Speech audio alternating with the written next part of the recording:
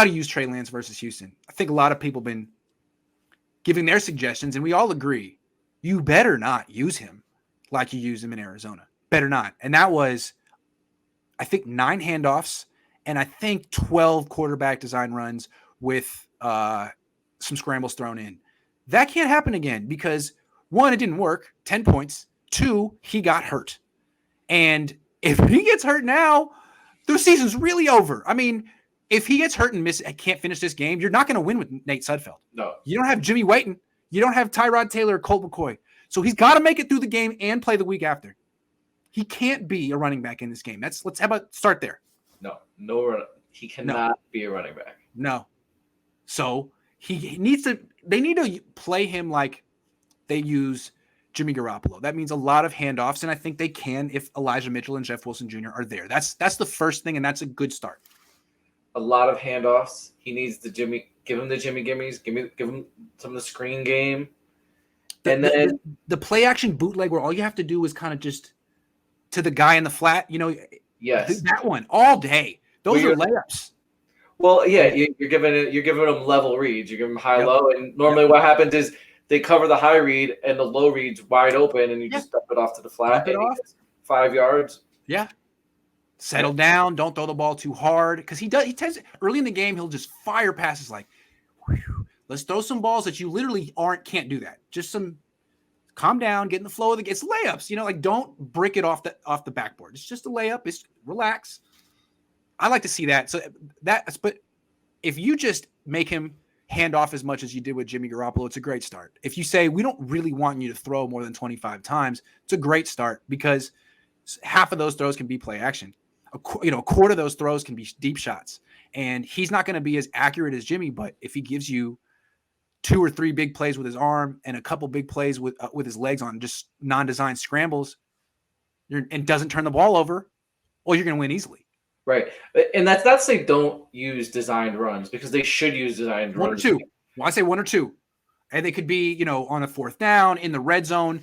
What you're calling it to get a touchdown or a first down in a critical moment. You're not wasting it on first down in the first quarter. Right. You know what I mean? Yeah. Yeah, I would. I'd probably go more like 4 or 5, but I think whatever. But it's critical times of the game where you're trying to get a first down or a touchdown. It's not like, backed up on 1st and 10 where between the tackles so he can get decked by 2 defensive linemen at the same. No. Hand off to Elijah Mitchell. Right. Hand off to Elijah Mitchell. Right. Hand off to Debo. And I just feel like the presence and threat of Trey Lance will make everyone's yards per carry improve. Like when Cap took over for Alex Smith, I think it's debatable whether the passing efficiency really improved, but the running efficiency did. I think Frank Gore went from averaging like 4 yards a carry to 5. And that's the effect that Lance will have on Mitchell and Wilson and Debo. Right. And then the shot play, that you have to insert that part of the game because that's the part of the game you're not getting with Jimmy Garoppolo. It'll be interesting to see how the Texans play him because normally defenses want to pack the middle versus Jimmy Garoppolo. Are they going to take that same approach towards Trey Lance because he does have the ability to throw outside, although he is a rookie. So you generally toward rookies, you want to make them throw the football. So yeah, no, if I were Kyle Shanahan, I would kind of avoid the middle of the field here because that's where he throws picks when he misses high and he hits the safety over the wide receiver. So if he's missing high, let him miss high on the sidelines because then it just hits a hot dog vendor or an assistant coach, and that's okay. Yeah. So I would use him that way, throwing more to the outside, more like how Tannehill does. He threw a lot of passes outside to A.J. Brown. That's good. High and outside. If it misses, it's just an incomplete pass. Right. That's the way to go. If he's going to throw over the middle, they need to be wide open passes over the middle. Agree. And the last thing I want to say, the reason I said 1 or 2 designed runs, normally I would say at least 5. Next year when they have a backup quarterback like Colt McCoy or Tyrod Taylor, at least 5. But this is a particular game that they have to win. And they're not going to win if Nate Sudfeld has to play any amount of time. And I can't, as a coach, have Trey Lance, sprain his thumb and miss a game You know, I can't even have him. I can't even risk him having a small injury because we got to win this game. So that's why I would just be a little bit more conservative than usual in this game and say only in got to have it situations. I don't know how many I'm going to face, but mostly I want you to play like Jimmy in the sense of your handoff specialist this week. And your passes will be to different quadrants of the field, but your pass to run ratio will be the same. So to that, I would say you got to go back to what we just said. And so you want to keep Trey Lance throwing 25 times a game. So how do you do that? You got to run the football. Yes. So and what are the Texans going to try to do? Stop you from running the football. Yes. How can I make my run game better?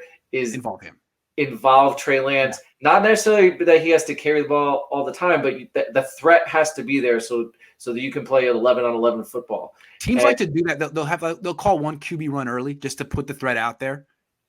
But I think if you have him lined up in anywhere in the field, teams are going to honor that threat, whether or not he's running the ball consistently or not. I think sometimes I think if you don't do it, if you don't do it, especially as this game goes on, I don't know that they'll. I know that they don't that they will. They're going to do it eventually. You know they're going to do it eventually. You know it's going to happen. You have to keep a team honest. So I'm going to say if that end is if you see that end crashing down, you got to call the quarterback. But the way I look at it is like if you don't do it in the first half, and then the second half they're like, okay, well we're not going to honor it. Great, then I'll call it on the play that wins the game for me. Great. Yeah, you think I'm not going to do it then? Good call. Just wait until it's fourth and goal from or second and goal from the 5. We'll just wait. But then I would say, are you sure you're going to be at that point at that time to be able to win the game? I bet you don't lose the game and not even get that arrow out of your bag. I feel you on that. Yeah. All right, let's get these questions and wrap it up. Tim Riggins. Yeah, man, he's one of these like 30-year-old high school kids. This is one of the things about this show is they're all hella old. The show's old, the players are old, and I'm looking them up now, and they're all like in their 40s and stuff. I'm like, damn. Tim Riggins, though. My father, rest in peace, was friends with McNair, rest in peace, and took me to every college game he was in. 3-time Pro Bowler, Cohn MVP, and the first African-American quarterback to win AP NFL MVP, amazing player. He was an amazing player. Yeah. Maybe he was better than Garcia, although I was a Niner fan at the time, so I was biased, but I felt that Garcia was right there with him. Now, Garcia had Owens. And McNair had nothing. I mean, he had Eddie George, right? Kevin Dyson. Yeah. So yeah, maybe McNair was better. Yeah, I still feel like Garcia was in the conversation. Wycheck was a good tight end. I thought McNair was a tier 1 quarterback for 3 years. I never felt Garoppolo was even a tier 2 quarterback. He was 3. Oh, 3 or 4. Yeah, they're not in the same league. No, McNair was really good, man. He was way before his time. Like he had to hand off a lot, and he had to be in a pro style offense. Imagine if McNair played 20 years later and could have played in an offense like Kyler Murray does, stuff like that. Right. Russell James, thank you. Steve Young was ahead of his time in a sense too. Yeah. Percentage of making the playoff with Dolphins win. I think they said 54%. Yeah, it's still around 60. But I think if the Niners win this week, it goes up big time. Oh my gosh, Jimmy is terrible in the pocket. He doesn't look down the field when the rush is coming and his legs and feet are glued in one spot. That is true. Like he just refuses to move to a safe position. That is true. And weird. Yeah. Again, it seems like he's kind of uncoachable. Like he just kind of does what he wants to do. Maybe if he went back to the Patriots, he would listen again, but I don't know. Yeah, I mean, didn't you report a couple of weeks ago when Kyle had a talk with him and then he said something to the effect is this is effing simple. Can you do it or not? Yeah, Chicago. Grant is my favorite shock jock. Me? I'm measured and contemplative. What are you talking about? You made a pretty big deal about the Lance package in training camp. Do you think we will finally see that? I do. I think we're finally going to see Trey Lance running the offense. He's been in it for more than half a year. I think we're going to see him under center, handing off, play action, rolling left, rolling right, moving the pocket. I think we're finally going to see what they were dabbling with in training. We're going to see some zone read spread stuff too, but we're going to see a lot of him under center. I think we will. It's possible you might see more under center than gun because I think some of the gun stuff had to do with that's where Jimmy's comfort level was. And that's the Jimmy offense. Right. But Lance was under center in college. Lance was he did do gun stuff. But what does Kyle really want to do? Kyle wants to be under center. Yes, because that's where your play action game comes from, and they pretty much had to scrap it for Jimmy. Yeah. They don't want to do that. Got to go vertical with Lance. He can't succeed throwing into the Jimmy windows in the middle of the field. Deep shots early will open everything else up. Agree. They really have opposite passing windows. It's kind of like Jimmy is the guy who has no 3-point shot, but he's kind of good at those turnaround, difficult fadeaway twos. And Trey's terrible at those. Like, he's Giannis. He's like, dude, don't get it. Don't do that. Just, shoot the 3 and dunk. Shoot the 3 and dunk. Just be honest. That's kind of how I would look at that one. Yeah, I think the difference is some of the things that limits Jimmy outside are physical limitations, and Lance's limited is it's not physical limitations. So, I think that Trey can get better at throwing in the middle. Perfect scenario. Trey first plays Texans and then Rams. Jimmy gets traded because of finger. Win only a playoff game, but excused as a rookie. I mean, winning 2 playoff games would be a good scenario too. I mean, it's not like the Niners have a first round pick that it doesn't really matter. But yeah, that would be a good scenario. I agree. Thank you. If the Niners could trade Jimmy and not have to be on the hook for any of that salary, that would be perfect. Like literally, if they got anything for him. Literally anything. See if I missed anything. No. It's been a Mondo show. Is Lance a healthy version of RG3, or is that not a fair comparison? I would not compare them. No, not. Lance is bigger. Everyone wants to. You always compare. I'm going to go there. You always compare black quarterbacks to black quarterbacks, white quarterbacks to white quarterbacks. And I think a lot of people, when they think about Lance, what they're seeing is a black quarterback, and they're like, he's not ready. Think about him as a white guy with this skill set. If he was a white guy, what would you be thinking of him? You'd be like, oh my God, this is Andrew Luck. But he doesn't look like Andrew Luck, so you don't make that comparison. But they have a very similar skill set. Like, the comparison for him is Josh Allen, Andrew Luck. I mean, Daniel Jeremiah wrote an article last year saying this is Andrew Luck. I said on one of your shows for a long time ago, I thought his comp was Andrew Luck. So, I mean, I'm not saying that you're doing, but a lot of times when who does he remind me of? Yeah, well, he doesn't look like Andrew Luck. Well, he's built like Andrew Luck. He plays like Andrew Luck. It's a lot of similarities there. So, no, I would not go the RG3 route. RG3 was smaller, faster, played in a different style of offense in college. Yeah, even the physical comparison with Andrew Luck, he's both those guys were big dudes, and like big dudes. The way they ran the football, and I think also the way they both processed. I think he Trey Lance. I think he processes the game very well, but we'll find out on Sunday. Is the read option dead in San Fran? No, it's just got revived. It's coming back. With Brandon and George stepping up in the second half of the season, I hope they help the rookie. Yeah, it's going to be interesting to see him play with. He didn't play with Kittle in Arizona, right? Kittle didn't play that game. No. So he's going to have the full Monty. The full Monty, as they say. He was due for a crappy game. We can ask for him to be great every game. Bring back Jimmy Guap. Said no one ever. You really feel that way? Man, bring him back? Haven't we had enough? It's been like half a decade. He was due for a crappy game. He's had 3 this year. He's had 3 games of 2 interceptions. All right. Well, please tell me Shanahan will get him out of the pocket, unlike the AZ game. Yeah, please, man. Unlike the preseason, what he did in practice. It's just a lot of play action pocket movement, and he's really good at throwing on the run. To me, his inaccuracy, he's like when he's in the pocket he's like a dancer counting steps. It's very mechanical. 1 and 2 and this and like no. But when he's running around, it's like an athlete. All of a sudden, it's very natural, and he's not thinking anymore.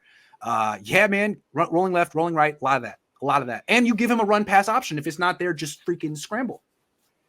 You know what they are going to do at least one time in this game? They've done it preseason. They've done it in practice. They've done it a lot. They did the last time when they played Arizona. You guys can call me out on it the next time I do a cast. Is they're going to go 5 wide, and they're going to do QB draw. Yeah, I like that. They've done it. They did it in the preseason. Yeah. They did it in practice. Yeah, it's a good call. They did it last time in Arizona. You can count on it for one play against against I agree. the Texans. I agree. It'll probably work too. Lance is more like Josh Allen than Andrew Luck. Maybe. I mean, it's both high praise. It's He not doesn't quite have Allen's arm.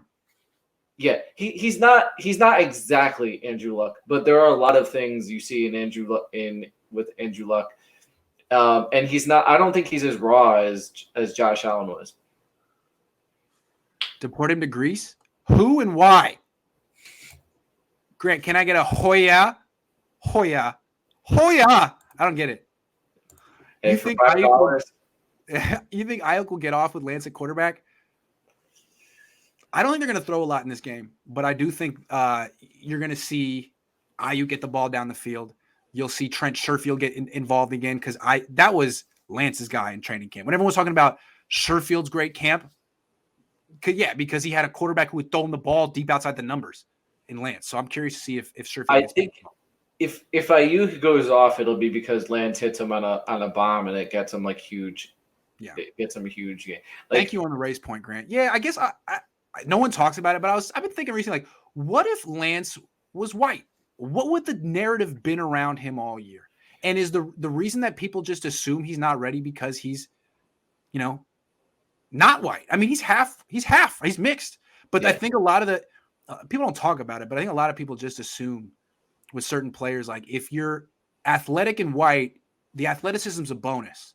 But if you're athletic and black, you have to sort of corral your athleticism and learn to play like a white guy. Like that's to me kind of what happens a lot. What was interesting, if people remember this, is Byron Leftwich, because Byron Leftwich was a black quarterback in a time where there weren't a lot of like pocket passer black quarterbacks.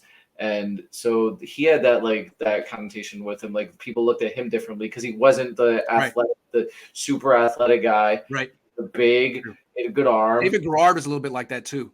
Yeah, like this doesn't fit the mold of like the one kind of black quarterback we're used to. Yeah.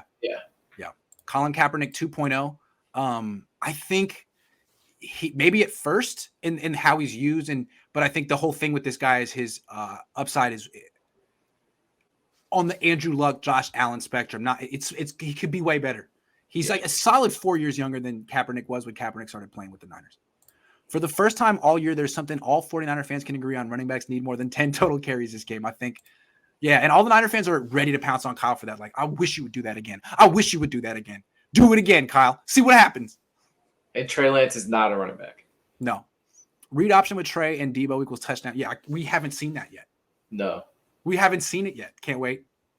I can't wait. Can't wait. I can't wait. Like Sleepy Brown. You know what I'm saying? Yeah, it's not unless Grant singing. You know what I'm saying? Yeah. Sleepy Brown was great. And then he never got enough credit. I like the Sleepy Brown songs with Outkast. Those are some of my favorite Outkast songs. Just saying. I'm more of a big boy guy than an Andre guy, although I love Andre. Yeah. But just Andre's the kind of guy who'd be like, let me do a verse about how I'm not going to wear Nikes because they're problematic. Like, you know what, Andre? Anyway, neither here nor there. Thank you very much, everyone, for watching the show. I'll be back later with Jack Hammer, and we're going to talk about the 49ers. Probably Jimmy Garoppolo, Trey Lance, Kyle Shanahan in some order. We're back. We're not going to do film today, though, because, really, let's talk. We have more to talk about. Sorry. Do you want to talk about 10? That game was like 3 weeks ago. We got this. Things have happened. Hold on. For Lance, can I get a ho yeah? No, I don't get it. I'm confused. You love that song? I love that song too. It's an oldie. I forgot about that song until you just broke out with it. Because it wasn't in an Outkast album, was it? Was it in the the Dungeon Family? I think it was in the Dungeon Family Collective album that came out when I was in 8th grade. Might have been.